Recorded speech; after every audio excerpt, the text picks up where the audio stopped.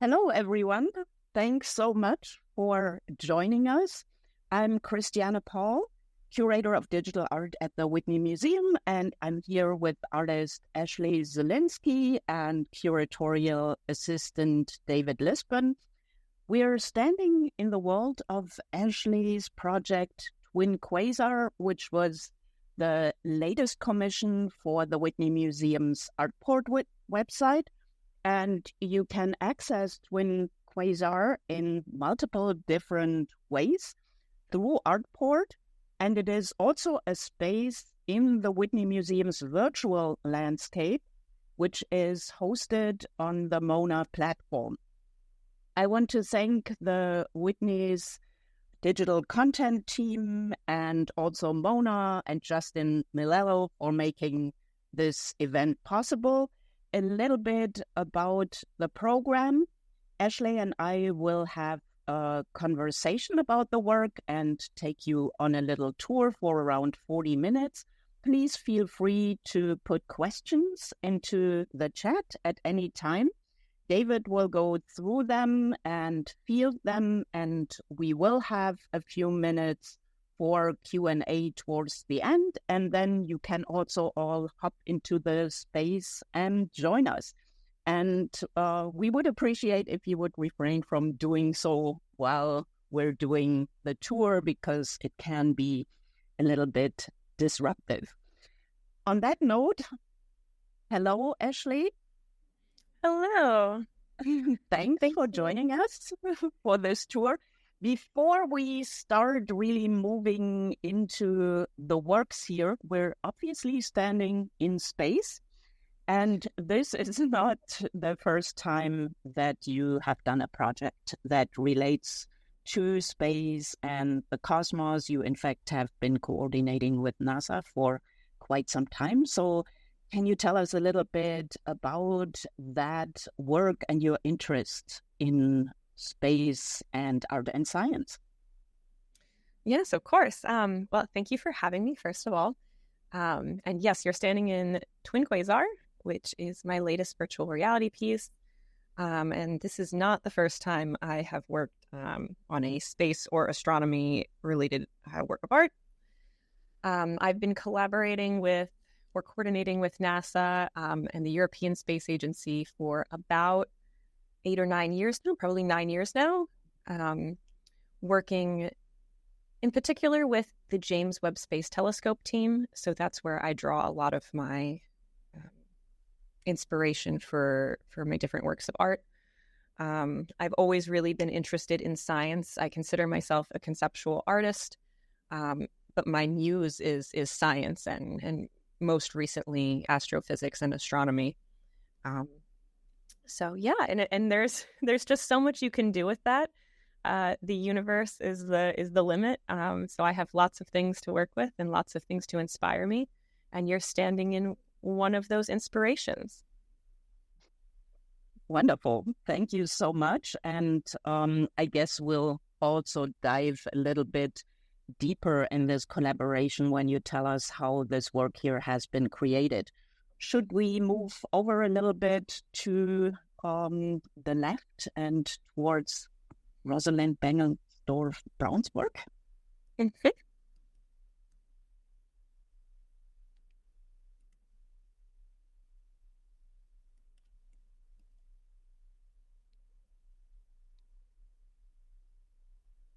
Okay. So let's talk a little bit about what we're actually seeing here and about Twin Quasar's concept and creation. So can you tell us a little bit more about the process behind the work, how you arrived at selecting the works from the Whitney's collection, which is actually a process we've collaborated on quite a bit. So yeah, tell us a little more about that. Yeah, the story behind Twin Quasar is you're actually standing, the background of this virtual reality experience is the James Webb Space Telescope's deep field image. And this was the first image that was released by the Webb Telescope team. It was actually announced and brought to the public by President Biden the day before the official launch of the photos. Um, and when I saw this photo, it just jumped out at me that there was this crazy swirling and a galaxy that was being shown in two different places at once. But when I talked to the scientist at NASA Goddard, they explained to me that it was only one galaxy, and it was just stretched around this phenomenon called gravitational lensing. And I thought this was just absolutely the coolest concept, and I wanted to represent it in a work of art. So I worked with a few of the scientists on the team. Dr. Timral actually is someone who specializes in this phenomenon, and he was kind enough to do an interview with me and explain how this phenomenon works. And yeah, so it basically works where light is traveling through space, and when it reaches a massive object such as like a black hole or large galaxy or dark matter even, the light is bent around it. And so I had this idea in the back of my head, and then when I was exploring different types of abstraction and paintings and being inspired by the Whitney's collection of, looking at paintings and abstraction that worked with this idea of like different realities and space and time. These two paintings in this experience are two that stuck out the most to me, of just artists working in abstraction that had similar ideas where they were reflecting similar things that I was thinking about at the time. Yeah, and there obviously is a very deep connection here. It's not that you randomly arrived at making these connections. We are looking at two works from the period of the 1930s, roughly, and that was around 15 to even more, 25 years after Einstein's theory of relativity and theory of general relativity. And artists were deeply influenced by this. A lot of the abstract art of that time directly addressed these issues. Laszlo Moholy-Nagy's work, which we're going to look at a little bit later, in particular also reflects that in the titles, like light space modulator. So these works are really about light and space and relativity, and there is a deep connection. And I think you selected fantastic works for illustrating this principle. There was a lot of paintings in the collection that matched the criteria, but I think we found the two perfect ones. Yeah, and it was actually quite a process, thanks to our director of research resources and collection management, Faris Wabe, who created a so-called object package for us, with literally hundreds of paintings that we went through together. And it took us a while to identify these. Maybe you can talk a little bit more about your criteria for selection and some other routes we had explored in our conversations of selecting work.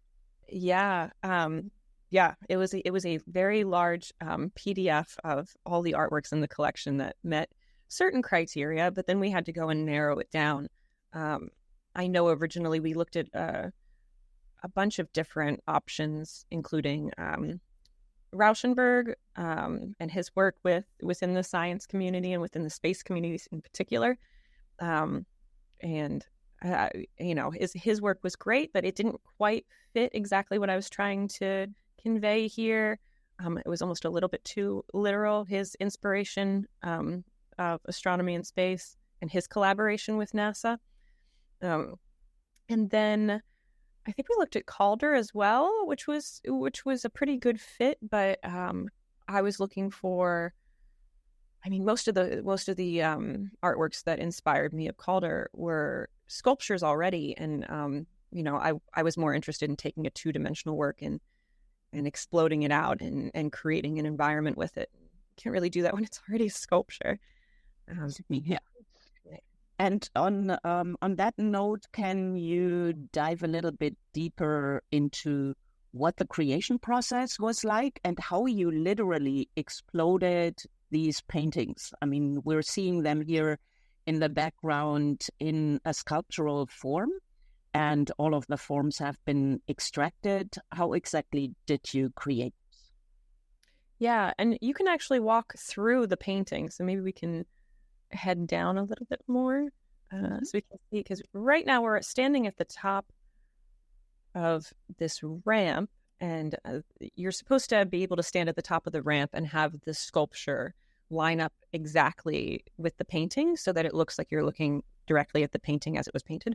Then you can walk down the ramp, and it's a larger than life sculptural work that has been exploded along the z-axis from the painting. And yeah, so it was a bunch of different softwares went into making this piece. It's Photoshop and Adobe to start, and then I used ZBrush to outline the different shapes in the painting, give them depth, and kind of explode them. And I had to decide what shapes were on top of other shapes and what shapes were complete shapes, and how they would be laid out to still look like the painting, but have it be in these layers. So you can walk down the stairs and walk through it, and you're inside the painting. It's all around you, and I wanted it to be like this architectural size. So it's not like, sculpture size. It's monumental size. And yeah, it was interesting when you're going through the collection, because you also have to think about, when you're choosing a painting, not just conceptual ties and how well it fits your concept and how well it fits the piece, but how are you going to 3D model a 2-dimensional sculpture and have it be exploded? So that was the ZBrush work behind it. And that's mostly how I make my sculptural work, is in ZBrush. So I was very familiar with that process. But then I had to have a little help with my Unity work. Thanks to James from IMC Lab. He helped me do the Unity work, which is then putting shaders on the sculptures and building this virtual world around it, and being able to upload it to the Mona platform. So you're having to work with, as an artist, vast amounts of software to create one work of art. But it's fun getting to know all of the different softwares and what they do best. Yeah, and it's also very interesting that Bengelsdorf-Brown actually got interested in these phenomena of space and time and planes already in high school as part of chemistry classes.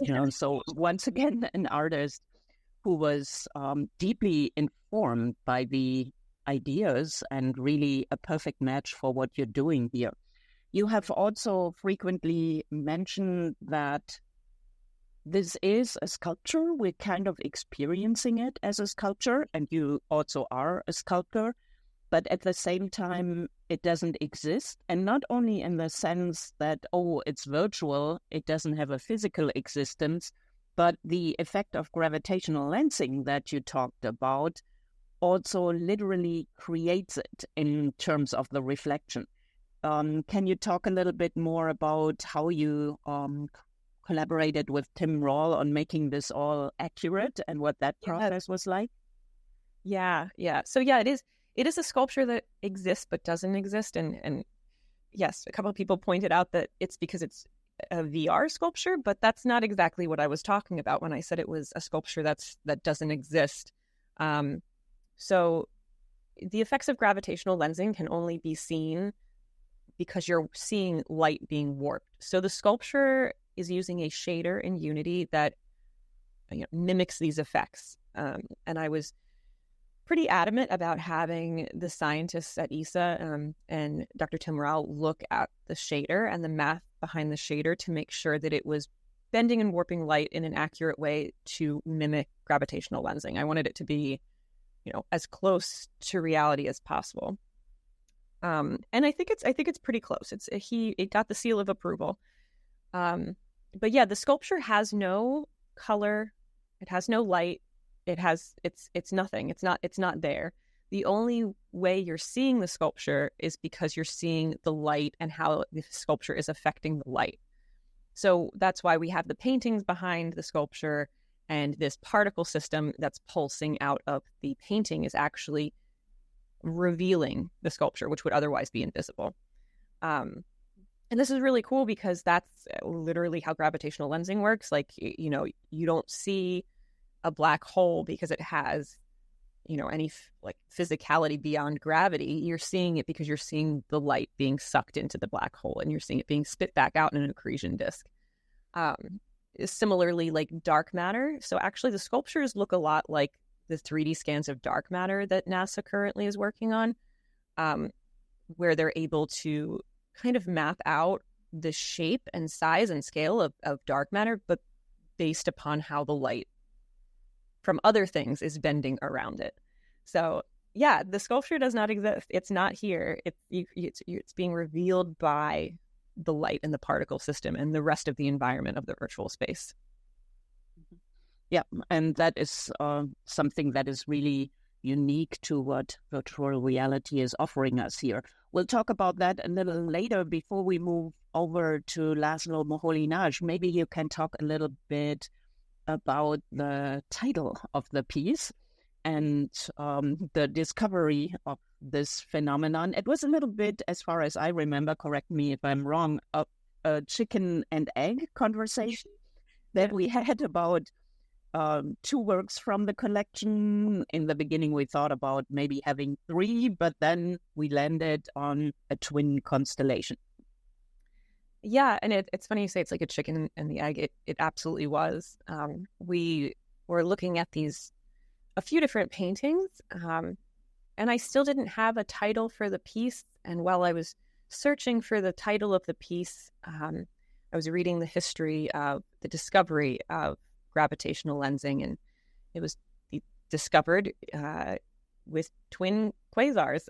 It's actually the first instance of the discovery of gravitational lensing in space. Einstein had proven that it could happen during an eclipse, but that was kind of just like a science experiment. But the first time they had actually seen it occurring naturally, it was a quasar that they knew was only one quasar, but they were seeing it in two different places at the same time. And once I heard this story and discovered this history, I was like, well, it has to be two now. And that was perfect because we were, deciding on two paintings, and it just kind of fit perfectly. So it was just this moment where I was like, yes, aha, that's it. We've solved it. And that's really, it's the title. Yeah. So it all fell into place, space, pun intended. So let's walk over to Laszlo Moholy-Nagy's work and talk a little bit about that.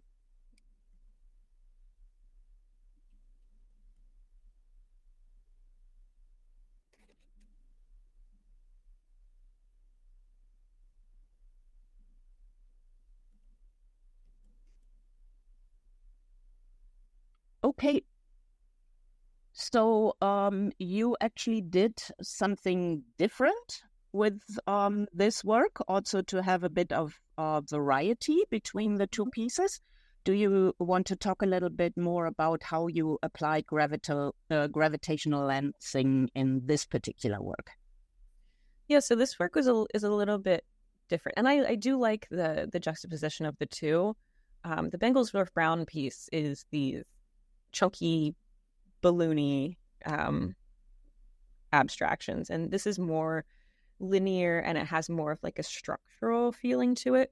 And so that's kind of where we went with the particle system that's pulsing out of the painting. It just lends itself better to catching the different shapes that are in this painting versus the other one where it's there's more rounded organic shapes to latch onto.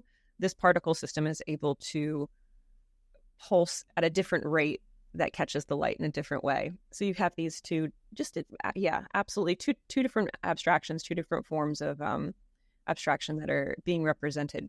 Same shader and same science, same math behind it, but just two different examples.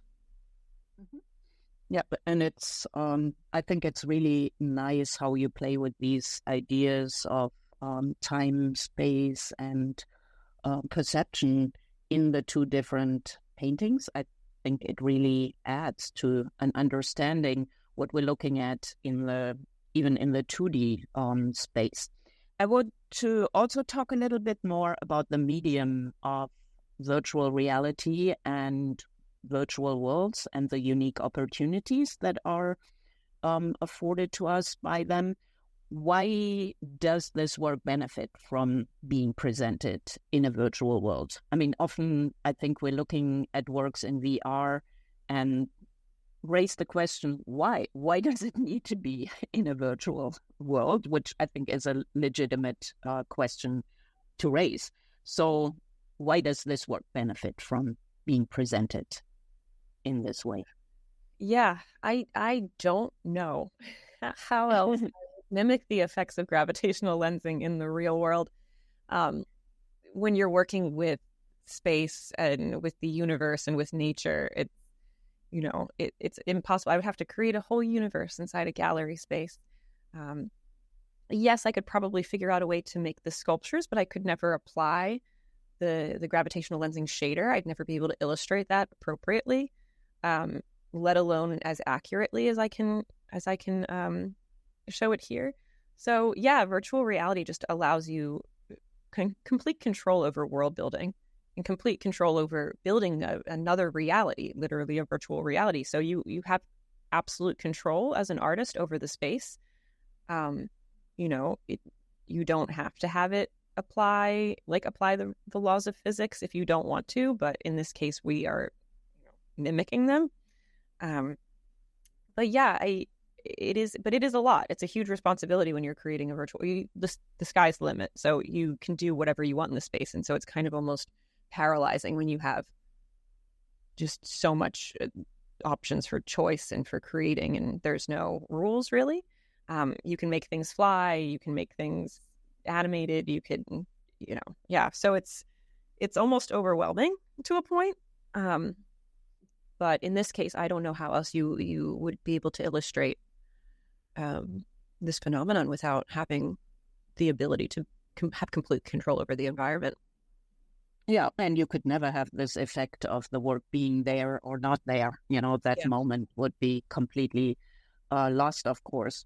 I also have a question about your practice and balancing certain kind of influences.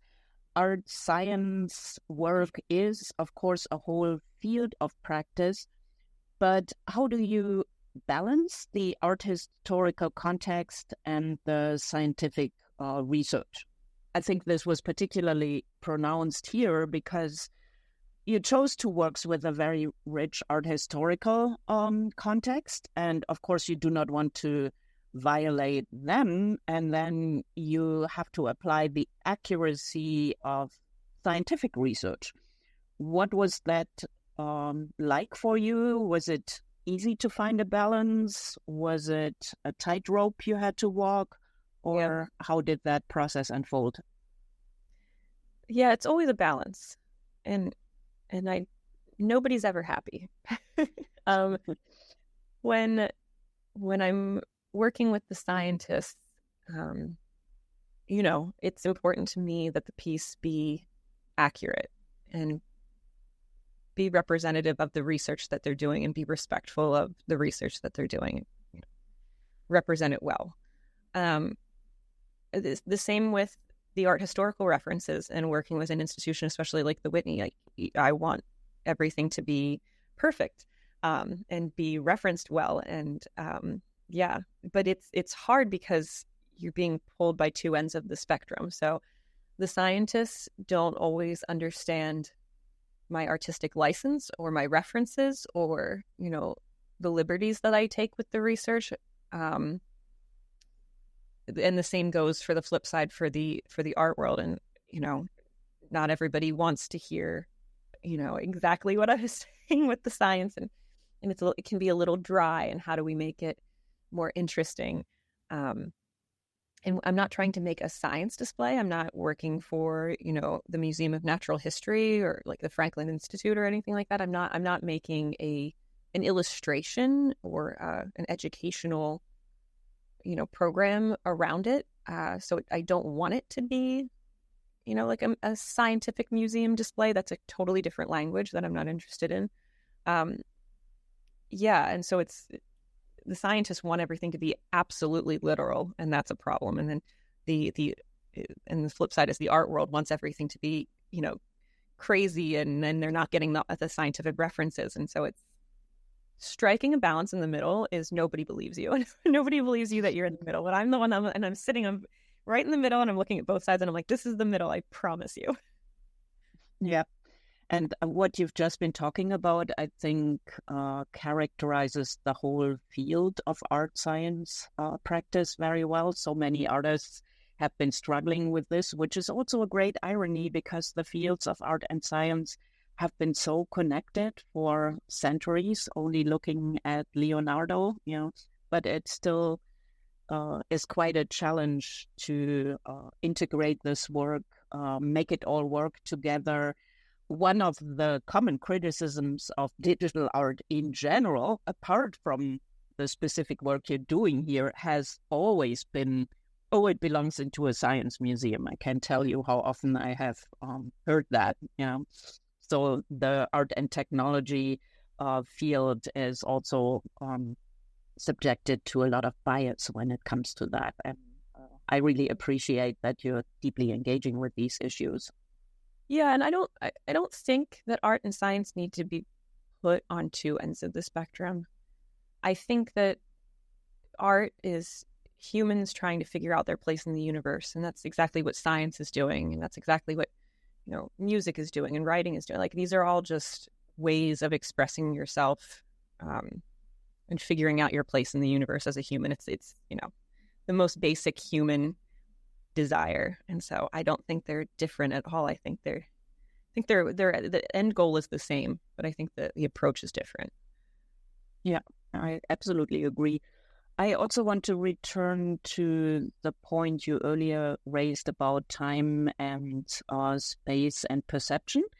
I think Twin Quasar nicely challenges our understandings of distance, reality, and the cosmos. And what is happening here, of course, is that you're shrinking the cosmos into a little virtual world, particularly if you're experiencing it in a browser window. I also want to mention that if you have an Apple Vision Pro, you can also see the work on that. Gives you a little bit more of immersion, but still, the cosmos gets shrunk. The paintings explode into something much, much larger. Yeah. How do you think about distance in this space or virtual reality in general? I know you have been playing with that a lot in your works. Yeah, it's a hard thing to wrap your mind around when you're working with scientists, astronomers, astrophysicists. Distance and time start to become crazy. Like, they start to warp in your brain. Thinking about space-time and thinking about, the speed of light, and just, the James Webb Space Telescope is basically a time machine. It looks so far away distance-wise that you're looking back in time, which is a hard concept to grasp. It'll make your mind explode if you think too hard about it, but this is the universe that we live in. And so when you have a virtual space, and when you're basically condensing down the cosmos into this small space, it's both small but also very large. Like, you're limited by the ability of the technology, but you can kind of make it physically appear as though, you're standing in this limitless, vast universe.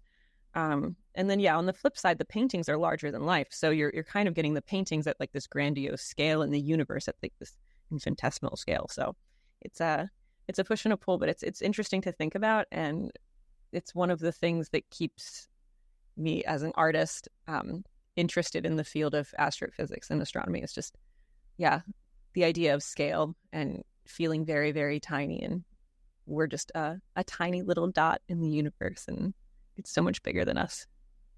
Um, yeah. I think that also adds a lot to the experience and what we're looking at here. One thing I also want to mention, we, of course, kind of muted the sound. There's also a sound element to the work if people are entering it through Mona or through the web browser. Do you want to say a few words about the sound? Yes, I'm going to shout out Joseph De Pascal at Space Telescope Science Institute, who helped me make the sound for this space. So sourcing some of the creative power at, on the scientific end, lots of the scientists and engineers that I work with at NASA and the European Space Agency, and in this case, Space Telescope Science Institute, they have creative endeavors. And so he was able to create the music for the space, which I think fits it nicely. Mm-hmm. And finally, before we open it up to questions, I also wanted to talk a little bit about the behind-the-scenes practical challenges of curating in this virtual space and all the things you and I have to consider in turning this into an experience in general. So some of it may sound really pedestrian, but it's also very difficult to think about. And that is how we arrived at using this virtual space as a gallery. You literally still have to do part of exhibition design. Where does your intro text go? Where does the bio go? Where do the labels for the work go? We're used to hanging those in physical space, but you and I needed a lot of discussion about how to turn that into a good navigable experience. And I also really like what you arrived at in terms of the ramp and how we're taking viewers through the space. Do you want to talk a little bit more about that and what the process was like? Yeah. And again, it goes back to virtual reality being limitless. So you're kind of, when there's no place but every place to stick the label, where do you put it? And so just deciding how people are going to move through the space is interesting. We had to do a lot of figuring out of how tall is the avatar? Where is the eye level of the avatar? So that we can match up the paintings so that the sculpture is perfectly aligned with eye level with the avatar. When you go to the ramp is designed to carry you so that your eye level is exactly where I want it to be at any given time. And also working with time, again, how fast does the avatar walk? And people get bored in virtual reality if they have to take too long of a walk and there's nothing happening. So how fast does the avatar walk? How long does it take to get up the ramp? How long does it take to get to the painting and back from that painting to the other painting? All of this has to be considered when you're in a virtual space. And the possibilities are endless. So you kind of have to create your own rules and parameters. Yeah. So there's actually a lot to think about before you arrive at this final presentation of a project. And it is similar to the, basically exhibition layout and design that you're always doing as a curator, but it's also radically different working in virtual space. And you may have seen, or people listening may have seen, that there also is a portal back to the Whitney's virtual landscape. So you can go back to the lobby. So all of it also needed to be integrated, of course, into the larger Whitney virtual landscape that has several spaces. To end, I also wanted to talk a little bit about how institutions are adapting to digital and immersive works. Immersive works get a lot of attention these days. A lot of museums are presenting so-called immersive experiences. And of course, we are using the term for very, very different experiences. whether that's really virtual reality that you experience through a headset where you're deeply immersed into the work, or whether it's an immersive projection environment, as many of these museum exhibits are. But once again, institutions and different types of museums are integrating this more and more. When we opened your work, Ashley, we also integrated it into the opening reception and had a virtual headset and a screen in the lobby for a one-night experience only. Hopefully there will be other opportunities of showcasing the work. How do you think about that process when you create a virtual piece, but you might present it in physical space? How do you approach thinking about that? Yeah, I mean, it's a little bit easier for me, I guess, because I'm like a traditionally trained sculptor first, and my sculptures are made digitally, obviously, first, and then, I find the inappropriate medium to match with it. But I like having physical exhibitions be a combination of physical work and digital work. And I think they have to, talk to each other and inform one another. But I like to have, a VR experience being either projected into a space or shown on a larger screen. VR, especially in a headset right now, is such a personal experience. And while I like that, and I think that this like intimate experience has merit, and you can still put on the headset in the gallery space, but I like to, you don't want the long line of people waiting for their own personal experience. It's nice to also experience it together. And so there's a couple ways that you can do that. You can, mirror a projection inside a headset onto a wall of a gallery, or I adapted a couple of my virtual reality pieces to be 360 full dome. So you're actually, walking through the space. And then as an artist, you have to curate, the experience of walking through the space, kind of like making a video instead of being a self-guided tour for the individual user. And then making sculptural work off of elements of the digital space. These sculptures that in paintings could be physical sculptures and paintings as well, if the moment calls for it and if you can find the appropriate medium to match it. But I do like to have, a physical exhibition be both physical sculptures, digital work, and, whatever else, two-dimensional or whatever medium suits. Great. Thanks so much.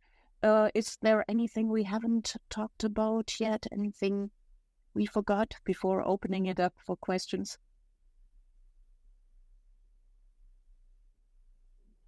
All good? Yeah. Okay, David, can you throw us a few questions from the audience? There were any? Can you guys hear me? Yeah. Yes, all good. So the first question is, I love how this starts to break the rectangle, but not quite. How it travels through space. Is there ever a consideration in the images you pick, like its organic expressiveness? I've been discussing with other digital artists how the pixel is a square and how difficult it is to break that frame without becoming a sculpture. Oh, yeah. I like the idea of like breaking the white box. It's an interesting point, and I wanted to raise it earlier. That when virtual reality kind of like popped off a little bit during the pandemic, we kind of just recreated the same gallery rules, but in VR.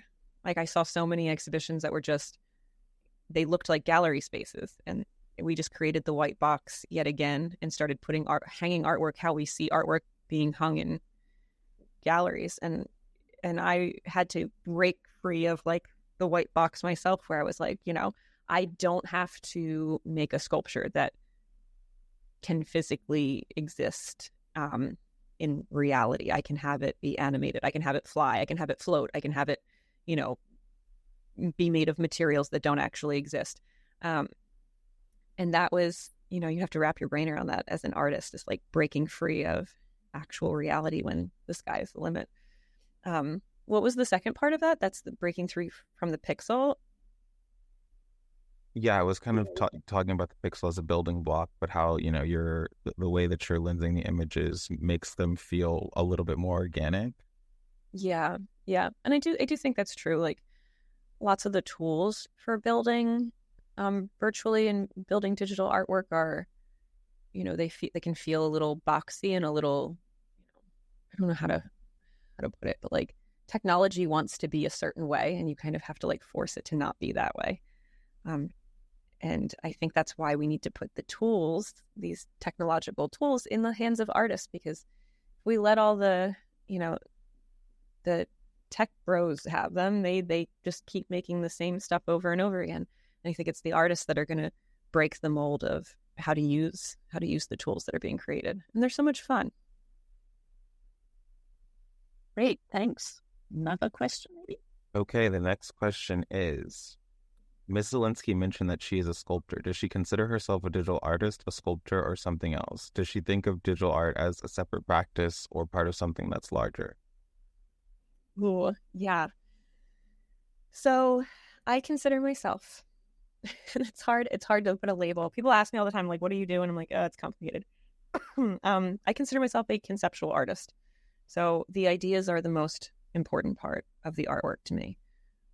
I will adapt my practice to fit the idea, which is why when you look at my portfolio, you look at it, it's a bunch of stuff. I work digitally, and I make physical sculptures. So, I'll 3D print, I'll use CNCs, I'll use traditional media like marble. I'll also do digital works and holograms and virtual reality experiences. And I'm doing printmaking right now. Like it's all over the place, but it's really, really important to me that the idea that I'm trying to convey finds a home in the medium, and whatever that may be, I will figure out and learn how to make that happen. So yeah, I guess a conceptual artist, but influenced strongly by science and technology. Okay, great. The next question is about the avatars, and I think it should be answered pretty quickly. Someone wants to know if we would ever consider populating the VR environment and allowing avatars to live inside of it. Ooh. Yeah, I mean, I think we are the avatars that are living inside it. Everybody should make their own avatar and come inside. But yeah, like having like artificial intelligence avatars, is that the question? I think people are more interested in whether you see this as a space for community, right? Or sort of virtual community building. 100%. Yeah.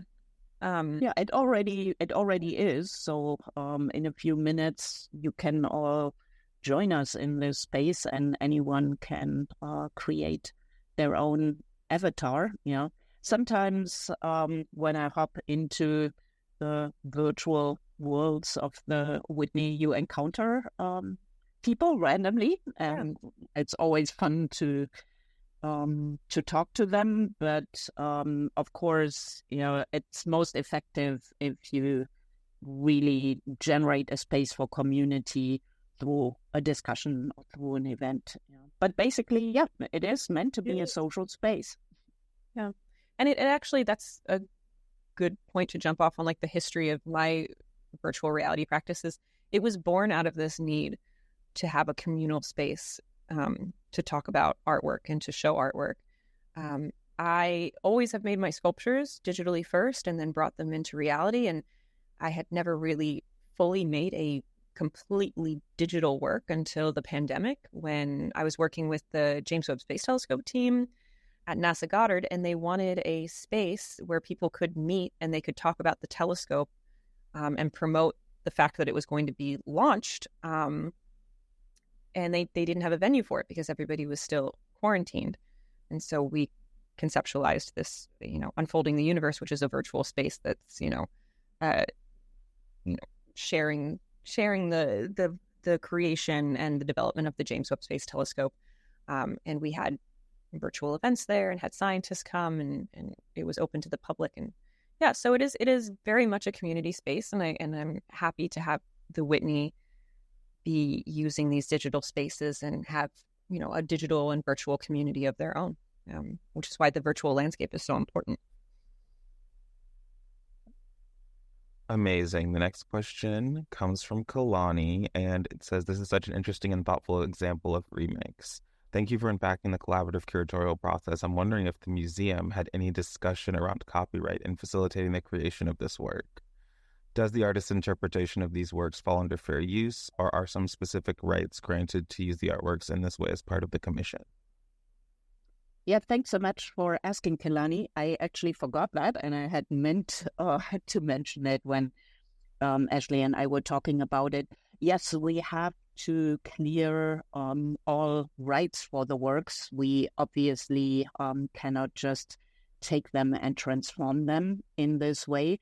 So we did approach the Artists' Rights Society, and I had discussions with them. I sent them images of and descriptions of what Ashley was planning to do.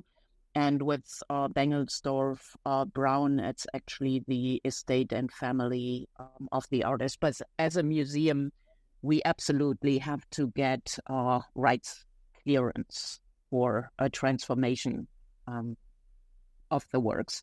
What many people also aren't aware of is that even though the Whitney Museum may own a work, they do not own the right to all of the images and representation. So there always, or very often, is a discussion to be had. But yeah, thanks for asking that and giving us a chance to clarify.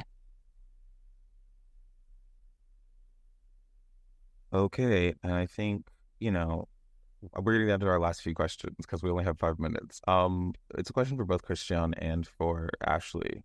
Both the digital art and science community can be a male-centric space. Can you talk about your experiences as artists and women, and for Christiane as a curator, having to grapple with the gender dynamics of these spaces? Yeah, Ashley? Yeah. Working in science and technology is very much a male-dominated field. NASA less so than you'd think. There's lots of women working at NASA. There's actually quite a bit of diversity at NASA. So, some of the lead scientists, Dr. Amber Strawn is one of the lead scientists on the Webb Telescope team, and she's a friend of mine. But yeah, I think it's always difficult having to navigate these spaces. The art world even being pretty male-dominated as well. But it's actually just to get your community together. I run a group called the Lady Tech Guild, and that helps a lot. We're a group of women that work at art, science, and technology and support one another and go to each other's events and just make sure that, the resources are there and the support is there when needed. I think the science community, especially at NASA, has an okay balance. Not the best, but okay. Yeah, and I'm intersecting with the art science community only marginally if I work with artists whose practices in that space curatorially. Of course, there are a lot of women in curation. The higher you climb up the ladder when it comes to museum directors, the gender balance looks different. But in the curatorial space, it's relatively easy to navigate that balance. Okay, great. I think that's all of our questions. Do you guys have any final closing thoughts about accessibility? That was one kind of last question. I think it might be a good place to end. Accessibility is, of course, depends on what you mean by that. On the one hand, of course, digital spaces might be more accessible if you have the equipment to enter them. So once again, there's a balance to strike here. And we also wanted to keep it as simple as possible to open up the space, easy navigation. So what we talked about in terms of structuring the space is also meant to make it more accessible for people who do not necessarily have a lot of technological expertise with virtual worlds. Once again, if you have the equipment to enter them, and you could experience this piece on multiple platforms, actually, it should be relatively easy. And yeah, you can do that right now and join us in the space following the link that was sent to you, or by simply going to artport.whitney.org and clicking on the link from Twin Quasar, and we'll be around for a little bit, and you can also chat with us. Any final thoughts, Ashley? No, it's just, yes, the virtual space is browser-based, so you don't need any equipment except an internet connection. Unless you happen to have an Apple Vision Pro headset lying around, and then that's actually an amazing way to experience the sculptures at full scale and actually feel like you're standing inside them. But yeah, accessibility is very important, and I think this is pretty accessible space considering you just need the internet. Wonderful. I already see quite a few guests filtering in. Thanks so much for joining us. Thanks to you, Ashley, for having this conversation. Once again, thanks to Digital Content, to Mona, and to David, and everyone who made this happen. And yeah, walk around, join us, to be continued. Thanks so much.